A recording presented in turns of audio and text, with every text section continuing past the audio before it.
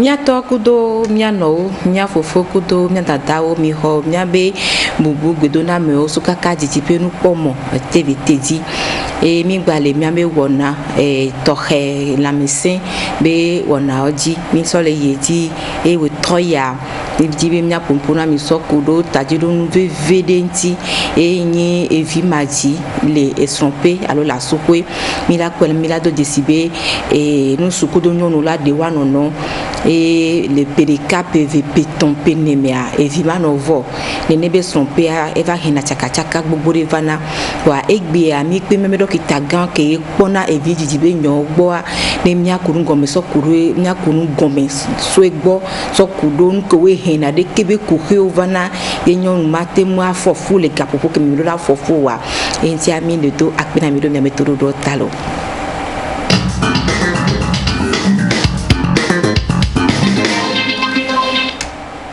Enyo nyabe dokita ka ke mi pe na mi gbe abenyi ko eto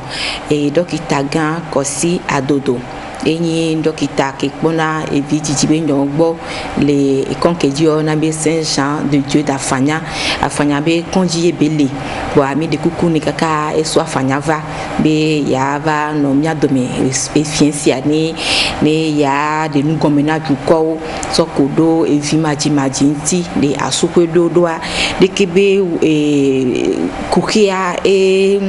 hina chito bana subo hina tame beaucoup de vvcc adukuru dudu ka famnya nyonu ko we mi la sokwe ye obiomiata ye PDK PV et piton ye fum le voa evanina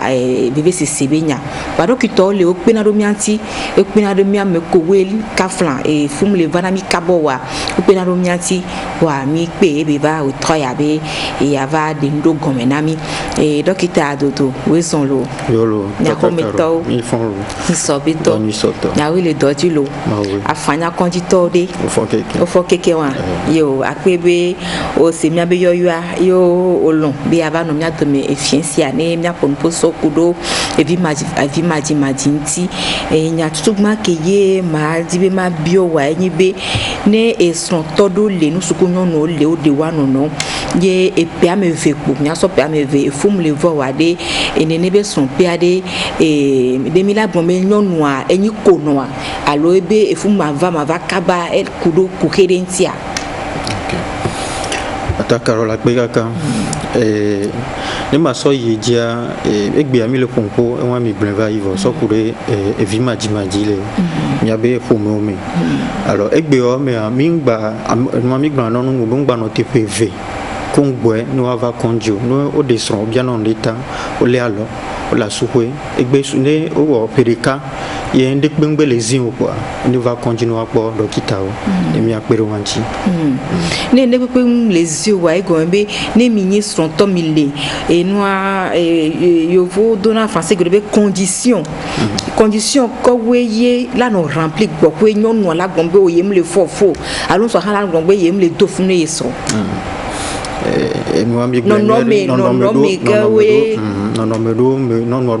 non kunsua son todo la no kongwe ne efe de kava ivo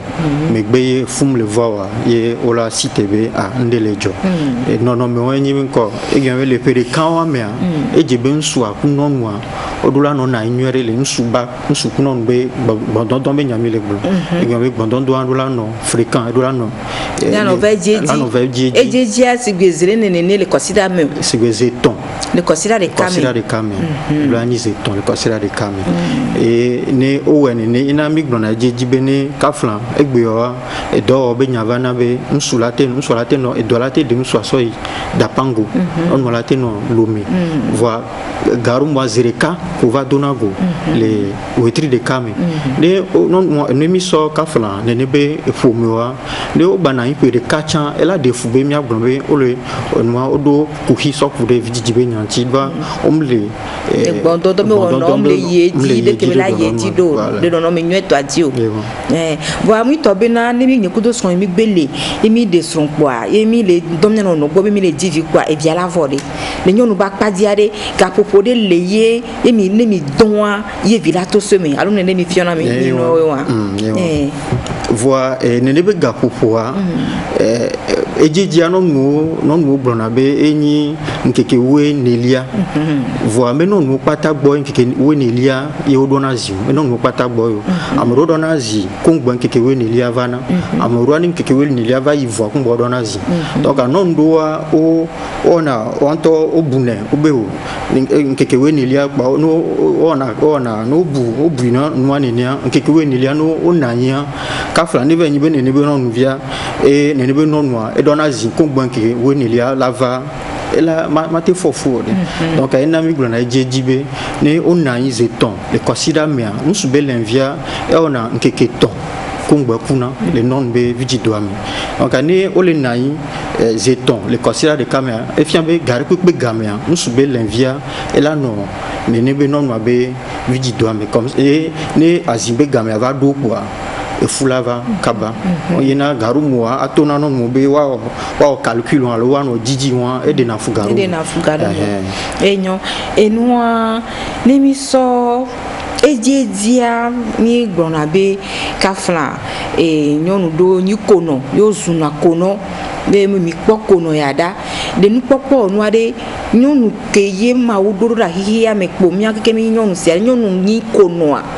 allo nyonu matin grombe awo de ma wa de ne ko be doya wa be matem divio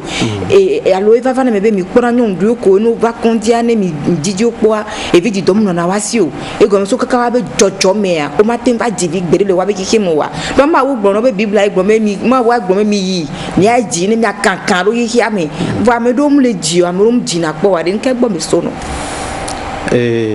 eso ngogborogbo voa kongba ni mi ayedia ma gblan powe ekono no ekono agbon be non de ni ekono a mi gba gblan ni egbe omu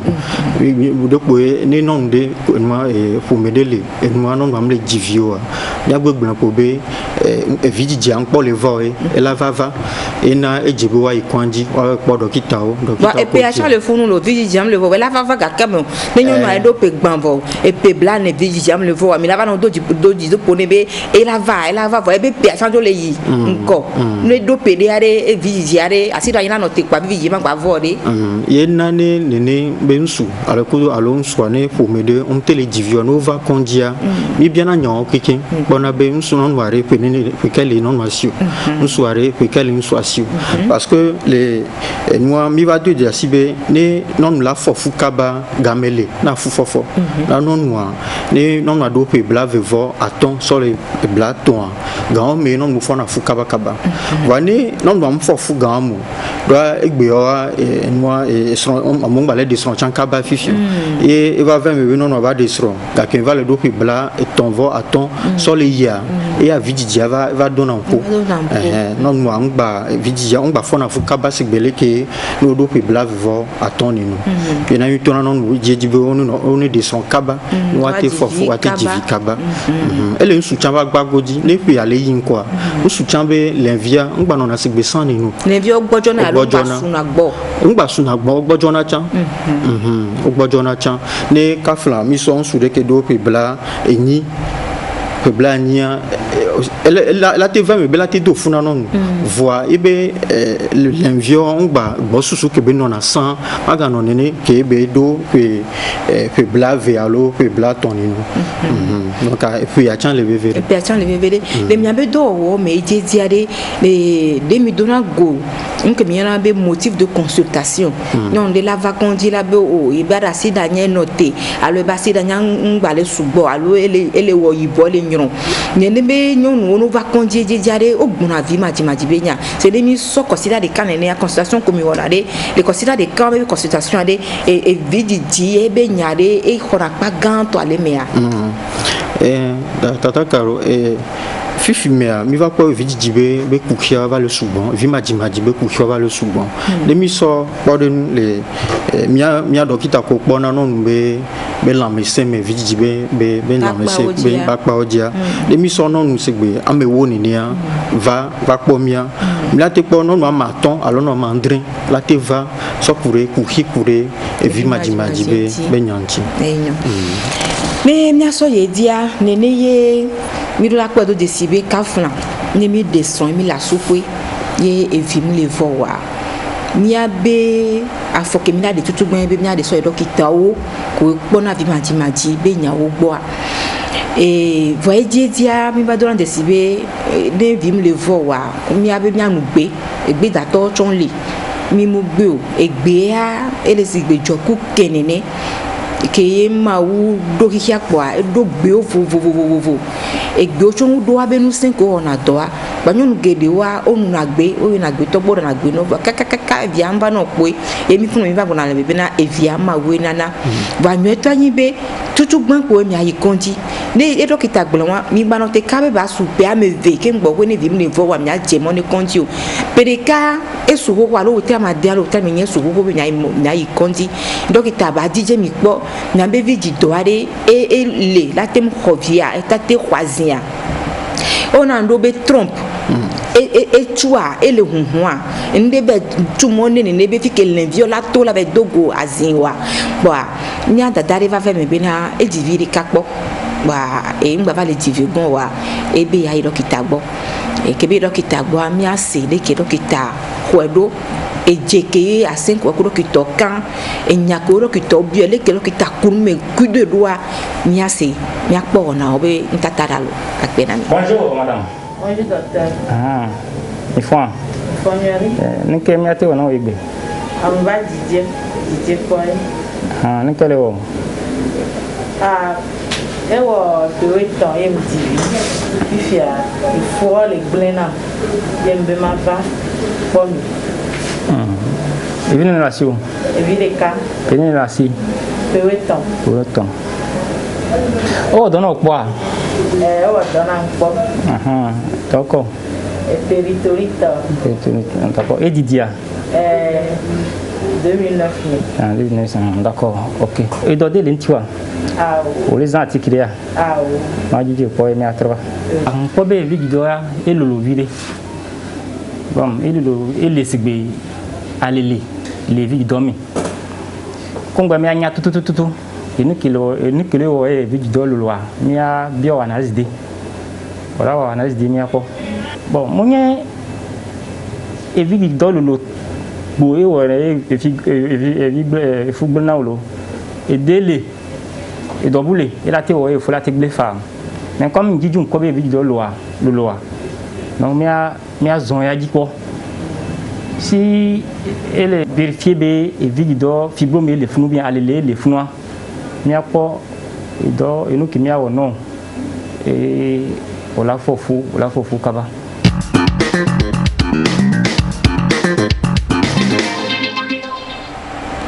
Enyo dokita dodo o se enwa evegan wa be enyakebe gbra ona be kebe dije na dada ke ve gbo le konje be vijido elolo e vijido be lolo wa de la temba himba be nyonu ma temba fofo wa ni mi jo le vijido lolo ni nyonu wa e ma tem renvio wa de e nu ka o la gba ke mo ni nyonu be fofo ke mi yon al français be cause que la tem cause que la tem nyonu be vi maji vale no me alu kapopo ke diame. OK. Carole, il peut me blanc. Alors, so, nemi, moi, avec Gonia Didi, Tata qui est bon, que le dos est vimaji be couchia. Alors, vidi doit lolo, au quoi vidi doit lolo. Alors,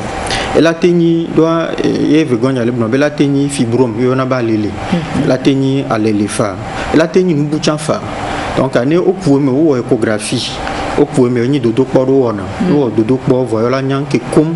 le woni ne be nonwa e ne veni alele do lia do le vidi do amea o hena mona e fufofo donc ani veni fibrum ya yola kbora est-ce que fibrum alele are o la dia kongbe e fola va donc mon mo le vovo donc so yedia e me alele de ka benana be fibrome malele de kak blana be fufofo la dompo alors kongbe mila po mo hin potioa mi biana nyaro chan aso nya wulu chon le mi biana ti bo nya ka o ni ne egembe mi blon e pe ava ivo mi biana nyaro chan so kunare nso abedo ke belo agbo parce que ne nsudo lia amokono na ezugbo sugbo ezo miabe nsube l'enviamble na zombe nyagbo ezogbede to ke won do na fo jeju d'accord non o la te do fou voir ne va tomber nenebe ezogbede o descend la souffre et fum le voir mi biana mi kuna me kwarabe est-ce que amiare non na zogbo sugbo ne non na zogbo subele sigbe amoko dana nu chana ni cuisine o voilà chauffeur o chan driver ne ona na injide no na injire ni na zozuva no na atameno nenebe zozwa ndena nsube l'enviadio no l'envi gbogboro kuna donc mi biana nya so kunare nenebe do nso ave do e kude no ma chanchi no ngo egbea no ngo oleho onya megame gon fifi donc amegame gan ko onya enabe omvono tamebuwa souvent et mieux une profession stressante voilà donc tamebuchan souvent nanabe nenebe egbela namle non nti egbela namle soutien bakpa goji nanabe nenebe vidija late tingbe fa alors so ye diami kuna me chambi bien sebe est-ce que non noade o donner quoi vergogne bien nya non o donner quoi parce que non do lia ka flan o donno de trompe non o fudo la weme non o de trompe de cano e pas trompe de carré non amoroa vondi toi vanana be garmo o de na trompe ame vian to chan pata non donc non mo to gbe a ne mi bien nyo pata pe na re mi anti mi nyana dodo poko mi la biawa to mi wa pata ma mi sia mi voilà vu que mila dit toi ni mi akora be nke boy bele soma kongwe ni mi va pona be bon fifiare nke ni mo khenu ni maso ye jan nke ni mo khenu ke la nabe ni be fu amate vo ele pa non ba pa goji ele nsu chan ba pa goji ina egbe o mi glona be ni non et on a fait fier la pour les vidéos moi nke mi nko de sofia mi non moi de kaiva pour dokita ndola nyine no normalement ne nsu kunon non moi la sukwe et son lesi ne kaflan et vim baba le voa nsu akunon moi dola ikwanji wa pora benari nsu abobe le soir allo non moi abobe le soir allo et la teso nsu akunon moi changbo donc elle veut be non ne be nsu dola polo non moi no ayi ve pour dokita ne wa te kwere wanchi alors donc am lek blombe et la te va me be nsua et la te ni e mo hinu la te sun sua bo donc ani mo hinu sun sua bo ne kaflan ne mi son sube be voix su do lia te tonate e gambe ne o inon bo mam tel sinate no no ate o bono do anwero donc e chani mo hinu na e fufofo soto vone wa su do chon lia que on no vi feme mi on a no be infection e gambe abirova lena de nebe de kaje viole vi feme e na le vevere beni o divia wa si abotana ne be vio mi on be oreillon e ne be infection ne le de kaje viole vi feme e no de vin souvi le vi feme e vanana be e wuna de viobe nekuo vana be nekuo no va singo doa ongbate nekua nsube l'envia ngbate ngbano na wasio donc eno na vevere na mi gbabe ni o ji de vin souvia on ko gbo wa si abota me de vin souvi gbalo de vin pepe ko gbe dia kwa do la si abota ni sogodo enmo be enmo ku hiwon gba ba joro wajio ni mi aso ya nsudo chon lea usuba pagoji mi le blanc infection do lia no an sudo ton lia ne coup de carré pelo asi alors wa be ne coup me via ko lia on gba nyon donc ou ne coup la tenyon no le usube le violate nani le ne fa ne muso nya le na oro kita dodo ne nusude le ye ne coup de kale sere et la tem divia elle a te divi ne coup de cas suroho et no wa ba di l'envie la te divi le coup de kanwa mesi to wa de ne ko jiwo ton fe wa oji na moro chan alors bo kwe accident la te ba o do yo la de ne coup de kajo et elle a te va me be ne be ne quoi l'invilate non ne be ne quoi me voit et cadé sona l'invio sona ne quoi me so va ina et non sube vomi va ne be ka elle a te va no boucher et comme elle a te mion infection la te mion ne be ka infection mion ne be ka nous soit elle a te no kun so non non nanya et si la to voit elle a ni si balo l'invio sube l'invio ma non ne be esiam ne mi va non ba pa godia ne ke Voilà, les uns chamba pas goja munglambe et que nous pas ta que mi blanc et sona susume susuye ende nona miabe susume eye denagbena ne nebe nsube neku evoku to e denagbena nous pas ta na benmo ozonare osona fonuere vane eve tobe ne nebe susu anke le susu ame la degbena me pote ni mlo donuero wa mo maso chan wala nani ne mi vanon ba pa goja non do lea kafla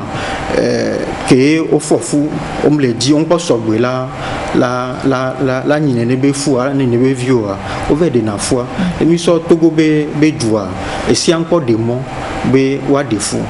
donc il va na be ne be non walo ne be tubajewa o ina konji ko mjiwa ye le belele ko la so aso ne be mo bon il va na be nke va to national ne be non on va on a infection on na bitiki no on na bitiki ala bitiki ke dia il va na be ne va les siens ne be infection et non soit la tek blum le wa be vidi toi mi allo la tek blum le vidi doit ba los que mi on a be trompe donc ni trompe va mieux va de na fou va na be no vidi dia no fou famte va de na fou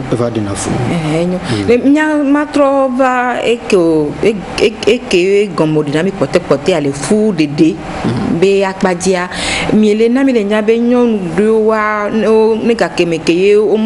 sogbe la fofo ni fois va over dene vont vers dene le nono mi nweto ame o mi na do kitake diagbo ye fi ko la de fois le kudolo ko la wono do e va hena ngbegle bana do le na mi le nya we tro ya be nyon kele de fois ngba tegbe ne pepele be vidiji be no me wa nyon kele de fou de ka eveton ne ka de amandrin ade nyon wala kwa temba fofo allo e fou de dia be de ko la de do aye o le gbera mi o to allo fou de antoa ne ba sugbo noa e la ba nabe nyo la ba no jibi ka ke la ba no jibi nto be adia ba ma po awori nkela nabe ka flambe nemle tonsi amarobe nyoboa de fou allo et nyoboa de fou alors c'est vrai que sotom ni nyoboa de fou voilà et judo mea et sia demo bo ne e fou va wativedi donc animi so du segbe France nenia ovedene voix mignonore be munyoyo voix ovedene voix ovedene le kondiko onyabe no over well funa wa gbemi wa nchi ma wa kukere pe voix méthode ole e gambe ni non de nyabe mu sogbe wa yona ndo be planification familiale e gambe a demoré et vimene non de nyabe mu sogbe wa mo nouveau volé elado eke migrant na jeje ni romba ni do romba via et moi non seulement il faut m'avoir et dans le cuyo chamateba et dans le cuyo donc elle veut ver munyo be non banani kwa ana ine ne kwa be ni fois va ya de et à munyo ngakeme ke la ba no dia ela va de fou va eje dia no ke mi ba pona dona jesi o tu ami ji mi atase dina de no comme inde comme na mi so kuri ntenyi be ne ole nsukunyo no ole o la suku evi ne vowa nka onyo no apo eye ogun abe ye eye le na e fum le vo ke mi awe kona fois da konwa alo mi awe porter na bébé vie na mi gbona be nyonu aya va nu so achan e la skokere la so egbo voa nu so ato ele sibe ojo lu ana nene nyanyo no kojo nyina nya nketi me nyina nene do so jojo me boy bon mi gbona be surtout l'Afrique mais to combien mi pona nole yo nswa mi osone se bebe non yeni non ke non fona fu donc on pona be ne kafla sukode fum le voa non noa e do la divia fifi me amova le kuno me ova le nya sans amomnyo va le nya la te son su changbo sans osone be non kwe boy no sona yena ni non le divio lo ho pata oblana gobe ani mati divio kwa la do la soir ni do la soir boni yo be via ba vona yo be le di maman vie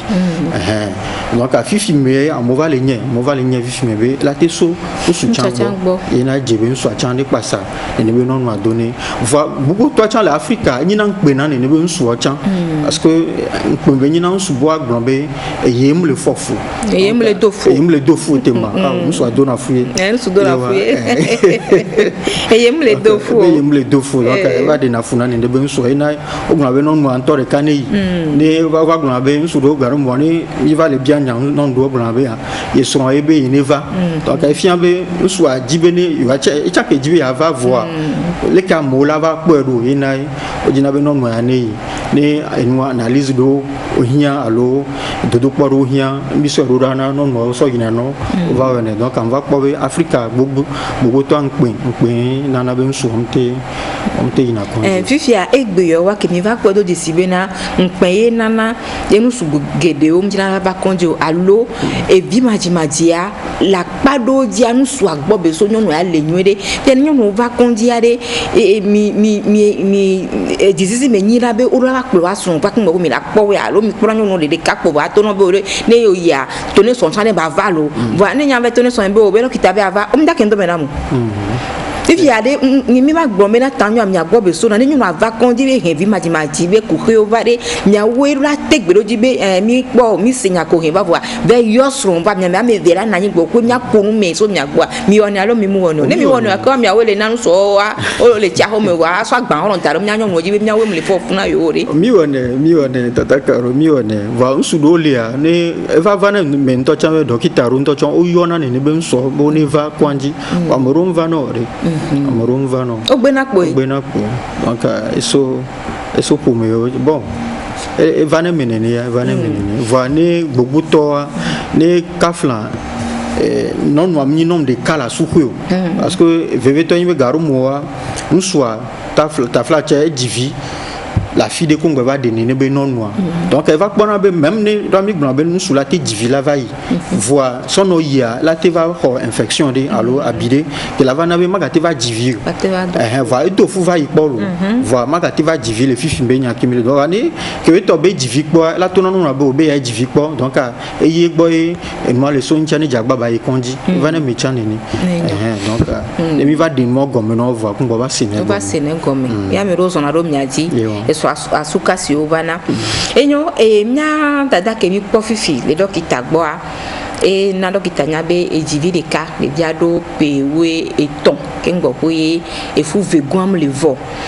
boa ke dokita gboa mento mi sinya ke dokita bia nya ka ye be ba i consulter mi mate de funo ke sofiomio dokita gbodo de sibe ye be viditoa e lolo ba be ya gba bio analyse bio ken gboko nu anya e mo ke die yola o traitement lo yola di vialia ba ne me nyonu ami ba bio nya edika ba e dia da se na mi so kuro ye be vi majimaji kuto kuko so ne me surtout ve to anyi mia dokita hangro fifi mia lonho mia tasio fi ke mi descend les pour me ke mi descend les pour me wa ne vim le vo wa dina la senu gomme bo dina la titelo ne mi nyonu atia tenda daya ngbobe tasi ne be no tinya sebe ngome de doraro mule asuhe kusronyi ndivire kado pewiton oni fofua e fua le gblin kaka jeton mto mu yigbe togbo mu no gbe o voa yemte po DJ mi reke mledio esronya enona ejinye epenare ntinye sugbon voa esronya be pometo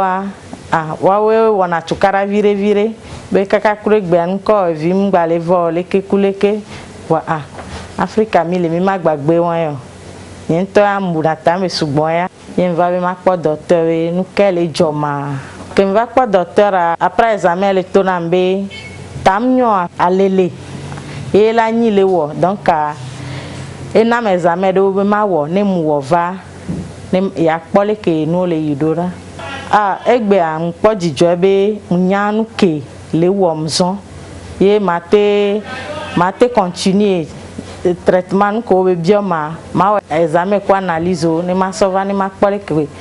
nkwala nodora enya ke la signe nyi be nkare dibe ne mu wo dodo kpo nyo vo keke no kpo ma dogbera na ma ube na enu ne inywere ne ma kpo evimadi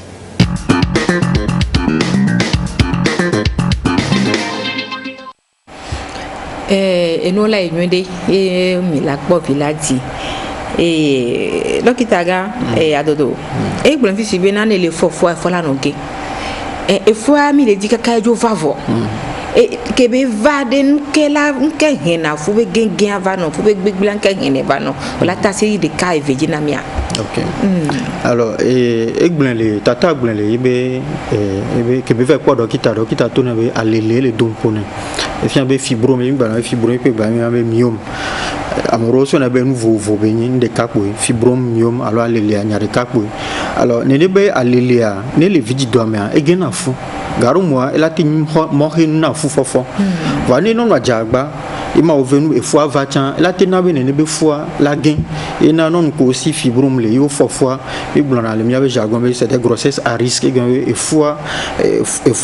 évale le que magbona roma eni e fu fofo fois et de fou vide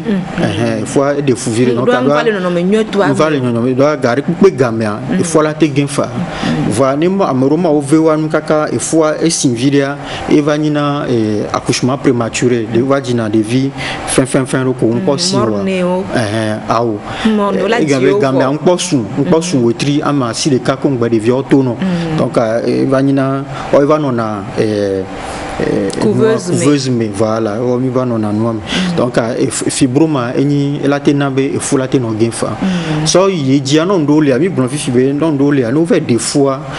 o sona achi baromo sona achi so jinabo so achia so ve aso de vidi doale aso de viale vidi doame donc o ve nanabe mionande be vidi do mon mionabe col vidi do mon va flana no e bana be no va fofua normalement non fofua e funganya vidi monwa emiona nana be ne be foam geno va que tobe au forcer sans doit non forcer sans au forcer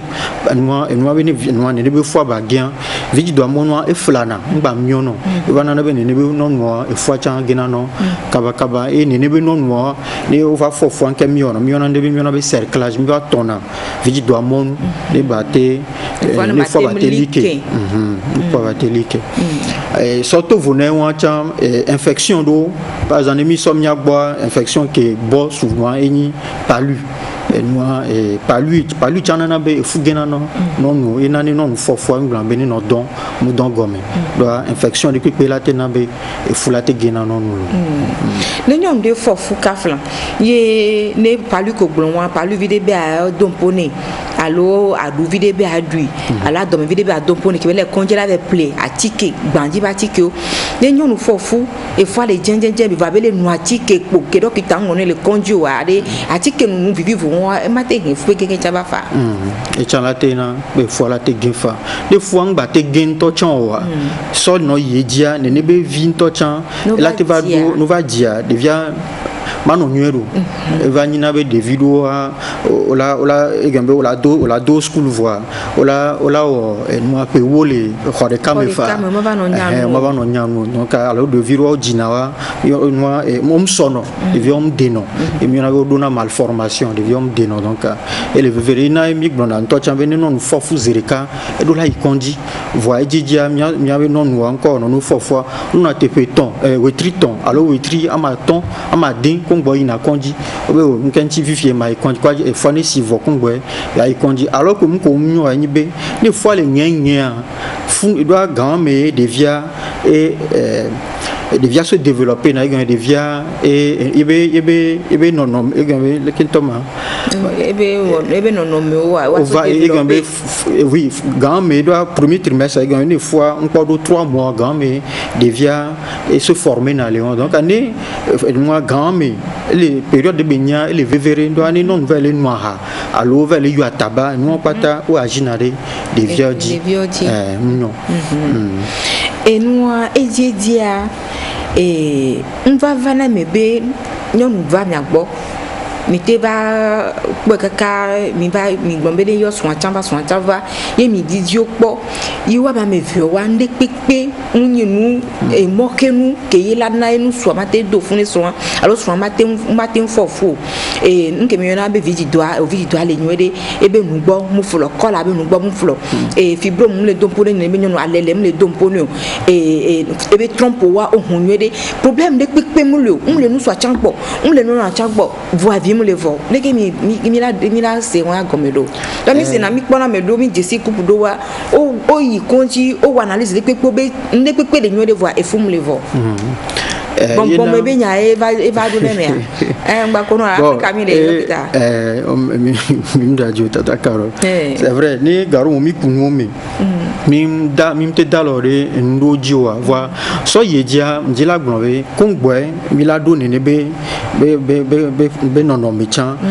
mi va kunu me va bien abenare est-ce que nous soit lo non na hasu bon parce que non do lia a hasisi na hasisi ka o vlina le me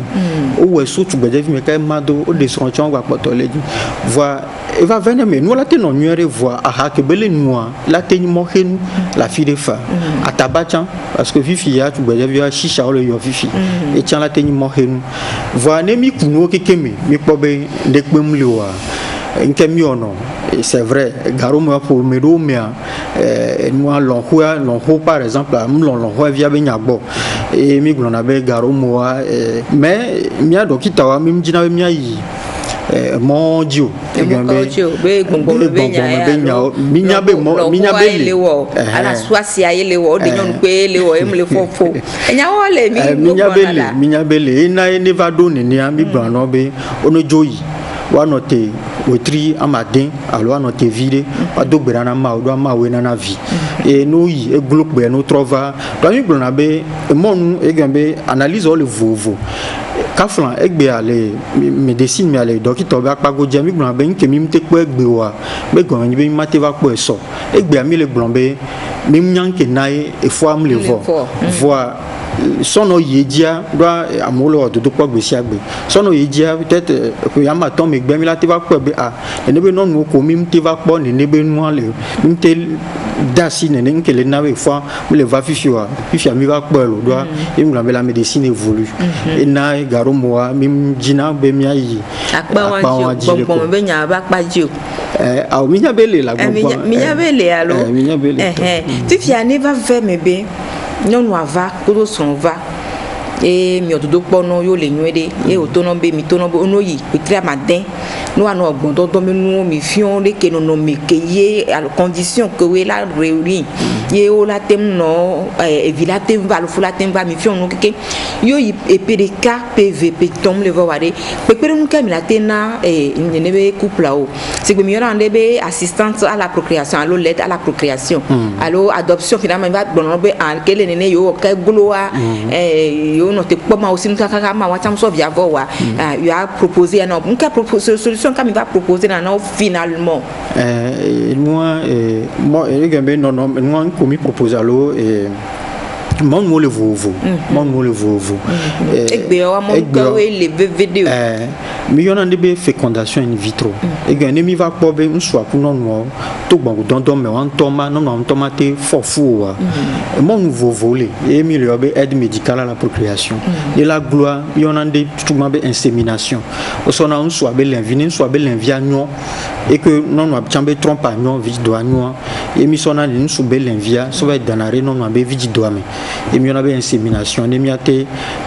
pere ne be pour me onti ne gloire on a fécondation in vitro et on sonne soit bel envie alors on soit non chambe be aïa be bazien et on sort donago nos bébé voix autre quoi qu'on soit dans la non be vidi dormi voix et va venir me be non doit vidi doit non na o voix on le doisi donc au son non na base et mi na be mère porteuse donc mon mo le vovo et non do le o so bébé a yo adro nsu de ku non be fu va mi wa be fu yo et gambe no be dro be ji na ne be pour me akwa et voyons un contrat ko signé ou garu mo nsu do le a o be l'enviam non mi wa tengo na tikere pe no l'enviam bava non et on a don de spermato on a don de et les villes nsu be den so nyale na lo dokita e adodo et les villes le nsu bak pa l'envie que nous na bolo nous swalo l'envia e gbojo na de en ke gbo be so no lati sun du chambe bakpaji fa ndu akpa gbo to ndu gbo be so no ina mi le blanc chambe e donner zozo le atamena nous swa changu no alo no na zugbo changu na donc mi ngona tikio ne mi trokbona voa mero le ya croix l'envie de pintom non emo vire pintom non na esiamenao et que mi on a mi dodo pokora be alo ka flan l'enviare et les voix mto ya et mi on a be azos permis va amrolia l'enviam na into cro et mi on a azos permis et wa ne le dit kokobe wa yo e be papa et mi on a de don de spermato et que amebu et la be ho amebu be esia et l'envie soubolia voilà Amérique amebu croire le mi toto croire goya o dije ko nyambe be l'envie wa o lagbe o le wanwe de e be soubotan e o sone so wa danare e so be vigi domi va e gabe nya yolo ga va e kona ti bon ti ko ko be nya nto bon ne o jila we ola we egbe wa min egambe do amo sogbe be wasa anigban kele wasia no wajivi donc ne ogbe de gomeno ne o loin ou ne ntetem le nto krowa emi glon adoption egambe ola te recordé ame vous vidéo viole pas domé tom le wasi nom le wasi o le dibwa no po memi wa chon yo agbonbe ola te khone ne be vio anio ya jira beni ame ru nto chon kho ke beni be vie didiam le voa khone ne be vio ko le nio va ma o va voir moi to va diwa to donc ne ko ko va hena dagbe chance bana on to va tina wa to ba enua epene ne nyon la do ye be la nyambe pe ya ke do fifia e fuma gbate mvo ma wa chama gbate wode de kweko enyi na asido anya so enyi pene ne asido anya ba so ne nyonu asido anyi sosoa eso no no go sino voir ne non do pe bla aton ya asido anya so na voir non do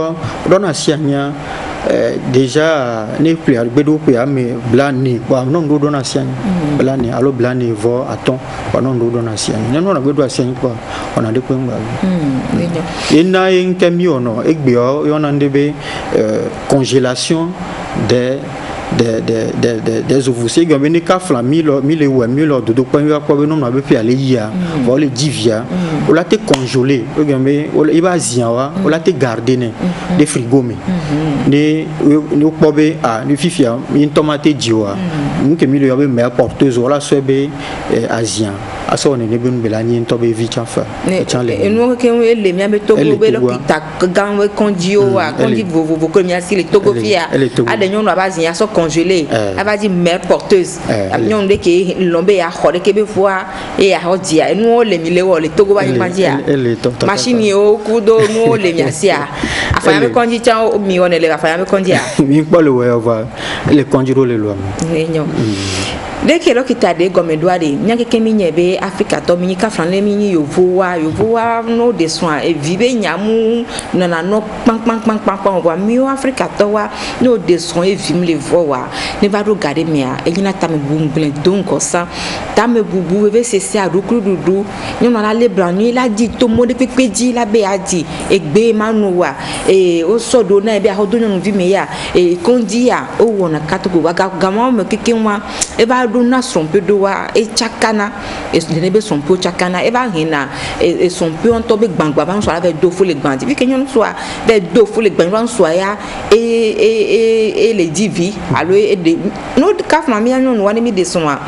nim de na so po be mi aba no mi asro gbo mi ajira odo mi ajira ko me do mi da no wa do mi anya wa ba wo mi no po wa gbo mi adivi obe no ji amea amoyo dina wa ni va me be ne be nyon va le fofu kabo e so be do fo le gbandi mi ato mi la nya de ke ye nyon wa la le do psychologiquement moralement de ke nyon la no do wa me do na be psychologue psychologue chan o do na no ke be nyami ni couple de ka flan vi mi le voa kaka na ka kemeke yo wo kaka dopo a enya kelo kitale blon egbe amon e mon popo le subo bula te pedo couple don ti ko la tem divia yo blon be assistante médicale à la procréation alors l'aide médicale à la procréation elle voit ka flan ne wa menovia lo le ko gbono e alors même le miasi wa ni matem a woni ne be nu ke wa e ti tobe e ti be nya e do kita gbono fi amiro jina di kana ni gban le wasia o dibe o jinabe ya sayo ba ni gban e ga wan yo atem so do e vidi be ko ke be nu o me ele wa e vi uga agbeto e uga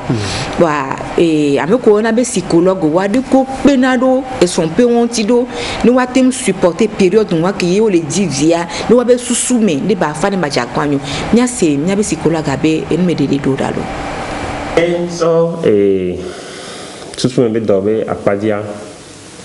ne pomelo le ke le divio a va ne be vi madia la ten webe wanto la ten tito le wado kome alo ma gavano no wado kome wado kome mano nene alo susume be doba kwaji ke ela va hen va be ma gavano no wado kome wa chan la gava na be vi maji be nyawa la gava no sen de dipe kwa mi pone bobe nene be noa nya tobe be de ke mi la ten o de nya pe de wanti waten de nene be susume be dobe nyawa ajo de vi maji be nyanti mo no la va mi agba be to nya be ha do to ko pana vidiji be nyawa ngbo no do justifique ku hiale ku hiaji mi la atote do mi aten aro enu me to po ne mi va kwa fike ku hiale do hi ne dokita ke pana vidiji be nyawa ngbo edo afo do pede no be o la ten to mo mi aji la ten divi e va omle lo de dio a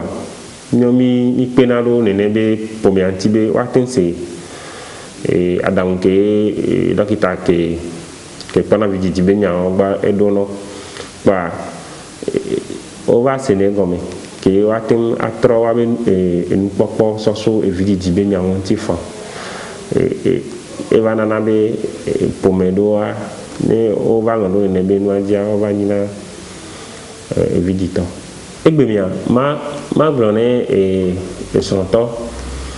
ko le fimaji be ku amo be egbemia ne be no ngani ende ke larote ame disubo egome be le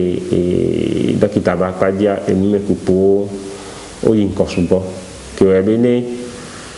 nyonwa kudo unswa omtele divio a adangdole egbeme ke latin pero antibe o latin adivi bobwere fa ne wa tan ve gloire do hia mi plono wa ten lodo vi ho be mondi ba ma globe ne on to mu divio a nye gome o ma te yo be papa alo mama o ten khame de bevi de ne bevi ke la va do nya be pour me amea et la ten pe de mi antibe ne ne be didibe nyani evita alo vinoa nyatem ahemona atem ani ne ne be vita alo vino fa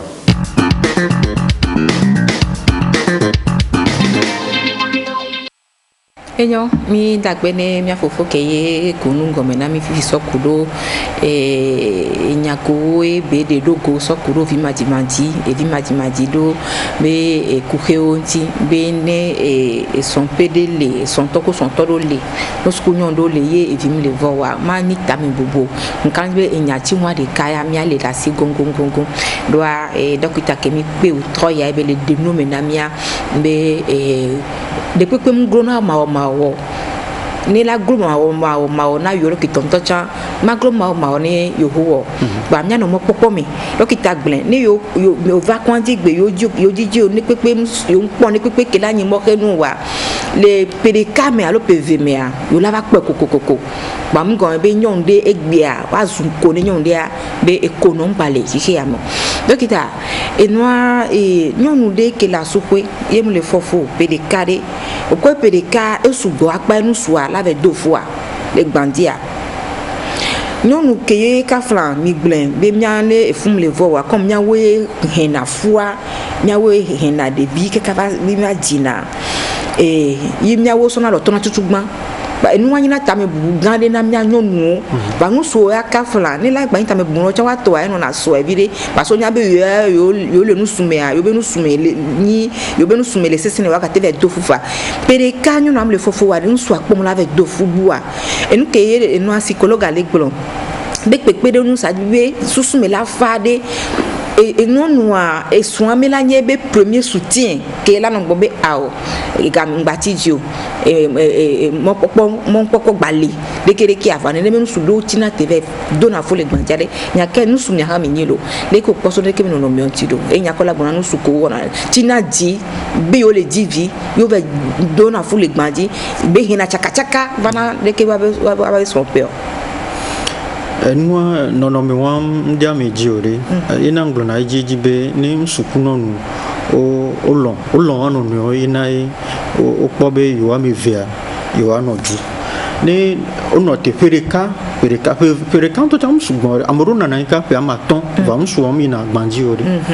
donc ni lon lea il me le gnobe be lon de kachon e gbe amokomi le obe psychologue wa odola na yin ku wa no ani enu no adon sin aso dola so kuku e nko le dia late suwasi voilà ne kaflan ne mbe matro bia nyale ke nsu ke le nsu me be gon me ni be ibe l'envio onyon na te dofo la te non su me nyede ano donyon gbonyo le voix l'envio matem dofo l'envio amoruna l'envio de quintom le semeno e sigbalo be nyo konalo donc me gon e won fifia ne nsu ya nsu no chana ke la te to fe ele non do chon le no la sufu wa kpo be non do va nyana be ye son yim le dofo voix encore va ono wa chon zina pe o va drona fu va na Bokaro moa nous soit tanyana nyere be me be fu yo voix que be pentia baba da vole yo ti o abe ye ko be so el kona de vie donc non mais on pata ole ina ejejami gbona be lon e po no katata non no nsuwa non no o lon no ina donc ejibe wa pegbo be ne be nu ngba na be visi ngba no asukwe et zandi a vu fiamle bio mi sebena et les nous soubel levi la soubole be esia me ade esuna elate son dudu changba o na be elate son dudu bokun bokwe no suko na nyi tigbe drevo ne okuna hu ejiedia yo na yendo tepele kejeji zozo china tamena wa zozo wa ke china tamena wa la na wa be levi wa o magba no odo nyedo alo magba subo alo magba no la meseme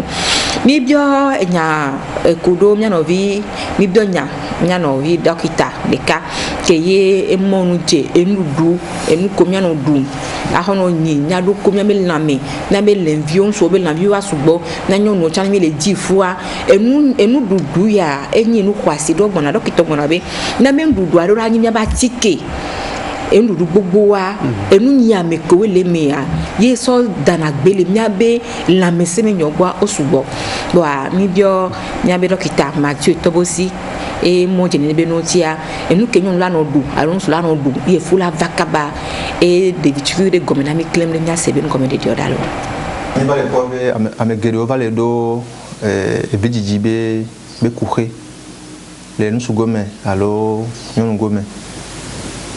wa nene be no mia be ndudu mia be ndudu wate koro mianti mia te dule nene be doji ndudu kewe mia te no zan ndudu ke alo kewe mia te no duo atiku cheche kewe mia no zan ejia mi gbona be le kekere kamera agboto do adu atiku cheche amaton voix atiku cheche voix amaton le kekere kamera voix mba vale meneneo ne mi le do atiku cheche wa enana mi vitamine o e gba na mi amenubu ke mi yona be fer calcium potassium ko to wa nene be nu wa o penado mi abe biji donti o penado nsube l'envionti mi wa lonza nene be nu o doterjen ko yona be curcuma doterre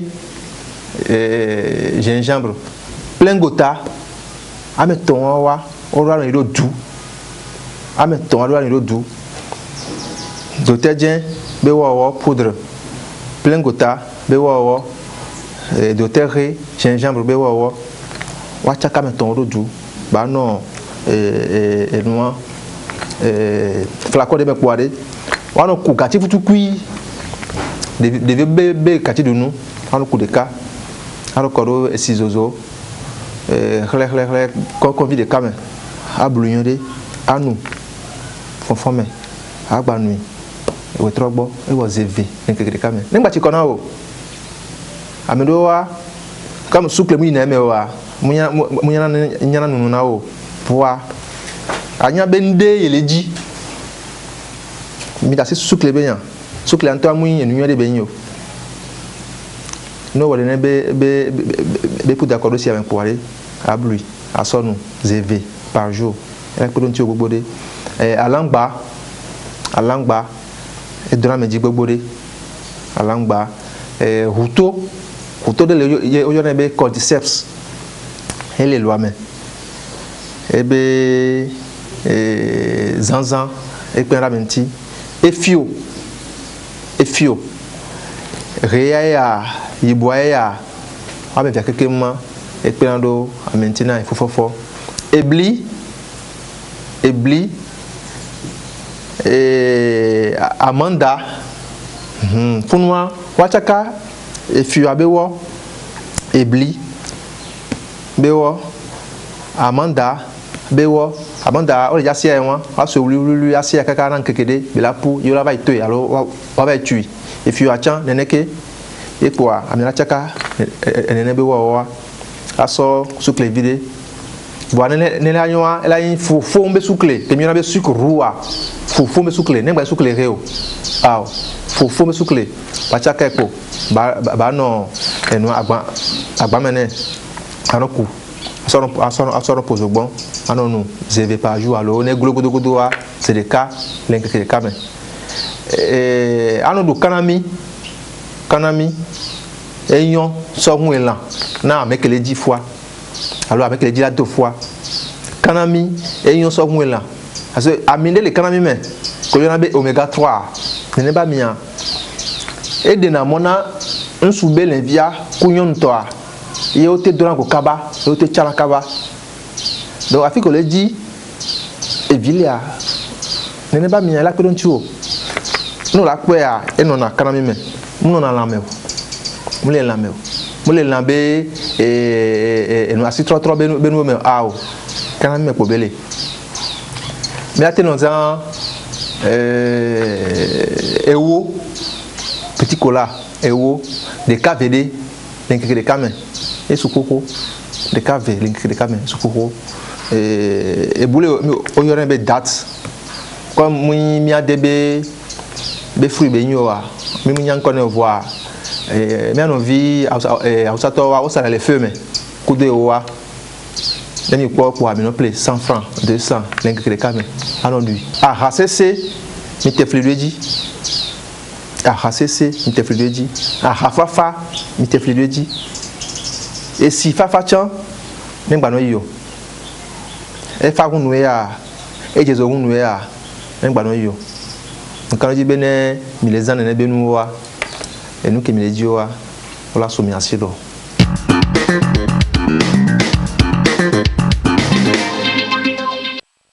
Enyo mi dakbene mi anovi Mathieu Tobosi keyin dokita e keye de nu gomena mi sokuru nu ko milano duanti e nyama trova de ka veleji dokita adodo egbon ahanu chan ahakudo nyondo yona taba ko to anu kunwa ola no glen le mi atike ma no nyowa ba ke le gbon ahafafa lo le gbon esifafa ka fra nyonu de keye e fu le siare e jebe ba no nu si glacé a amelo wono soso le ne esi a unfa kaka lade o a omunu no yaware enyo to enwa bon et moi mi le blanc et fou no be nya mi le blanc il va venir me be fou no ane e fo ale nyanya e dona kono na be gan me anon no agaro mo on to chon nya wa nu ko mdu na san wa wajina bo adui ne le nia mi gbona be il y a pas d'interdit chez la femme enceinte et gavé so courant du be benmo tia mi dinamo bonne lui doit les ni be wala lui durant les mais we triame ame kakpata me noa jona de wadio des fois we triton mais après we triton va y vo quoi mo pata autonate et na bon gan me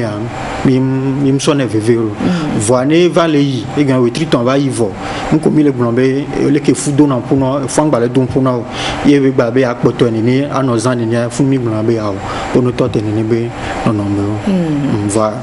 mane fois be fu nyenye ya don na puno no pata e si fafa nunu aha fafa na ha mu fakata pe o e funo e me nyame le blombe ndola no ha e funo ya ndola no ha sese ya ndola funo ndola no e si fafa ya de et si fafa le blombe la te mila e wa mi de na mo be la te nuit une fois on nyen fa va ne o triton va y voir quoi e ba tete mi da pe nyame lo kitaga nya so mi me wona la me se be nya wona je mi la gbodo de sibe na e dole kui de ke mi le yo be covid-19 a e gba poto le wo anyran e be gba poto le wo mi nemi le kwelo de sibele mi to go ma je mi di rudua e bla li 17 le be do wa ma wu to go vio le gbo susu no wa me go mi be mi la gbojo le ese ke di rudua do dade be mi na oro ji ne do a mi gbe mu le gbo a mi ma na oro se won ji o e gbe o wa ameku le togo vi kwa o to blaton nti so le yi blaton voton ti alo blaton voton mi agbon ni famille banya be e soke gbana fi ayin soke gbana ola gba boma america ba me via me tonko ba le kebe do mi ma noter e gbongbon ba o troya le la mesembe wona to ya me mi la ka pomposo covid-19 be wona ontilo nya ko nya do to yebe jingela la galu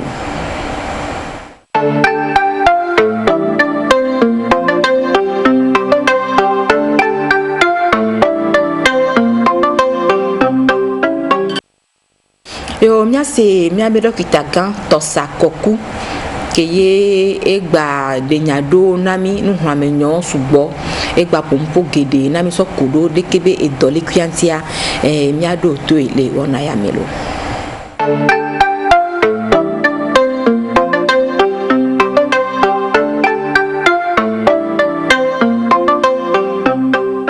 sokaka ga kemeto ava kididu a deseto bere amon ba popu amewi aton mi atu baro asio domento chan eseo mi dosio gbongbon wa mi do la nyabe agbeto emini même to chan lawa oponapu no nya agbeto pa ohian no view mi do la popu ese won wa e so kuhe gan de so ba agbeto domain parce que agbeto hian no via pe on m'a tenu au décor. Voilà. Et nous que les gens viennent, et doivent aller, et va les yinko, et va les regarder sous bord. Sans mi sebe, ou tri de cabine, y a pour la vaille. Mia ouais, mia coucoutri, et la vosande ya. Il fait là, ou tri à ma den les yo. Mais là, a trop de sous-sous. Nemi wodo si a dit wa, et de la doumiaji. Les kemia wodo, ne, et tri à ma den ya ou mais, ou tri à ma drain, et puis les caméras. Mimba trop zoom et nous beau voir mia wodo si audio susu ke mi do la de ayon mia bo va mia onto mia de susu so le ki mia ono dédié no do et nous ke nya fifi ayon agbeto mi ma na mi ma bo va mia bo voir mia dans les mains mimba popu le mo mi ponye ne mi pohia me godoa ame dusubo confinement o confinement o déconfinement o ba trop reconfinement do mom le do sia audio do nkeke le yi nkekeji enu ti kona mo et la voix ma du maku be ya wale no eme donc emi do la de susu ne nkeke le yeji dole le de épidémie de pa le zoométrie de kawetri bewetri to enu la ti kona mo vevie to government akele wo agbagba jeje dasinu si ande le ji moyen so ja o le tenua et nous la tiko ba tonto wa organisation restaurant to wa ba association ni wan to wa na wa de susu de le ke yo wa odo ado le ko ira odo mu ni so ja la no yo me na godo wan to wa sonya sigbe puisque do vivia amesia me le ba do les ko gbonro ne mi mo attention wa e do ala kwa yin no pe nu si anu la tote ala kwa tro tu ba o de puisque dudo me le fifi ane e do e ba me suboa o kwa tro le o bouclage le sou dunyi so donc ane mi mo attention ne do ba kwa yin no pe mi la ba tro confinement ko to ame adio agble mi la jo tu hon mi ke mi la ru donc association bar to ba association to na nyi wali tata tire le ke yo awo do ne obe profession ne yin ko le covid-19 me nyame wan to wa so do aso wa do kwito mu ya me de la so jale wa godore wa yo me ore donc wa so do ani wan to wa na règle wan to wa lo di désinfectant no tutu plan ana do azipia wan to wa no contrôler wa be association o do syndicat we o do association we wala pero jiru anti soja o le na do ṣùgbọ́n ma to fifi zame ana o won cha ke gba o e do ko le na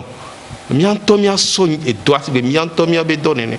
nke yan do ma gbon yon le si ame le mi abe konjia no le do ane o test na o le do le ke angba le nti o gboju ya mo la to no be mu ye do avole nti o po o ma wo do si a o ji o masque do asi kokloa et mon de dele et mon a demol wo kwa mo do me e agba le viviere mo ni covid-19 pa na pe kuku ode wala no e do la ma la volunteer wala ba kupen vo ame ha wontia wala gbo poto no kupen ro abogri gome wala gbo poto no kupen ro muso ame wala gba do masque e ya le viviere va évoquer doigts yo gan les doigts mais yo trouva à poto o domia amo po jesi o do la tro a pero no vi on tire e doigt wa chon ba le doigt donc la tro do to na doigt normalement et nous kolao donc na mo le po bo le o to le me voa no le punpuna mo o la sito wa wu do to ya no vi ko to le konjia wa so do aso do wa no nti ni wa pero government anti wa pero dokita do to nti ele vivie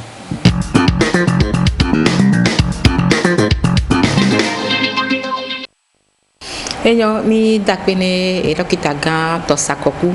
keye tekpedo e barme le keye fiosio le hunhun we amogba suna gbo le fiosio mi ndo no fan fi opo na no gbo be oni to lo wa me chan gbo be la wu ya do agbe bi de do be le do agbe agbedudu a ko be enu ko evon ke to na so me a eji be tasi do we doc no fiosio tonto wa wo sire no wa do ko ni wa gbe le ndo gbo wa de keji do le gbun do wa na mi se ame bakpo agbe lati ni mi na mi se mi dokita dodo ni mi jo le fi nya ya afanya be nu to me ada afanya be konji mi ona do le bebele afanya be ju ame ade fi o se de ka do ko le fun ade alolo nko o po na la afanya be ju agbo ade ju me vi o gbare o le wo si aji le covid ya be nya me ma mi si ameliorer si adio bar ko le o dese bar on polo baro o le tutu doa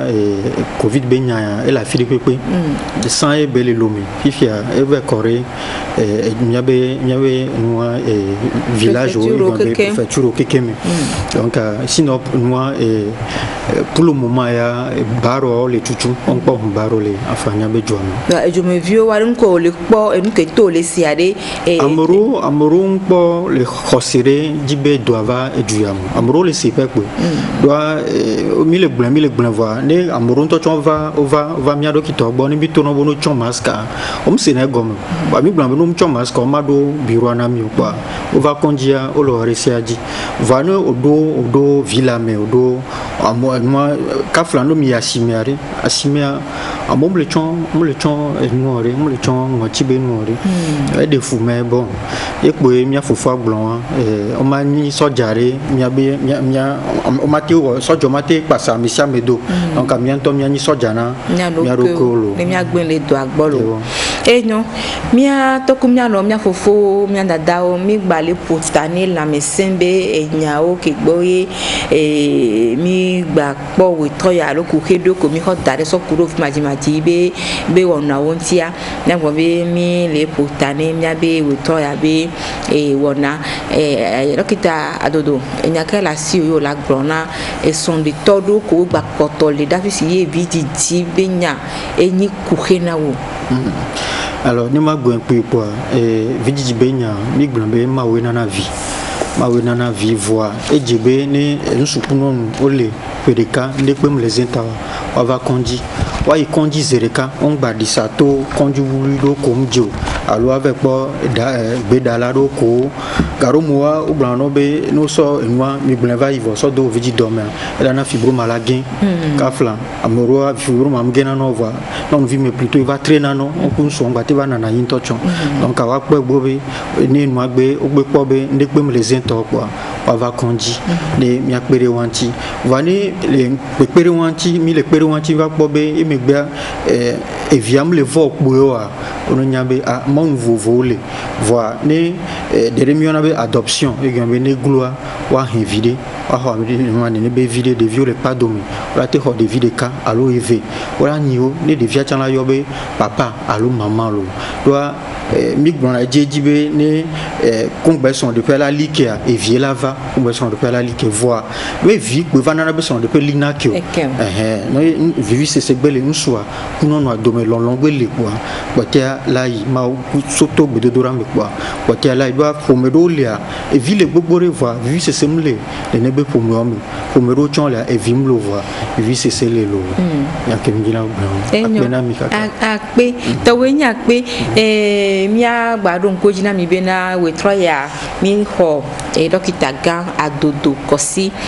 pona vijiji ni dokita ke pona vijiji be nya ogbo fufofo nonu be ku kewulu dole ku be nya ogbo ba ni dokita le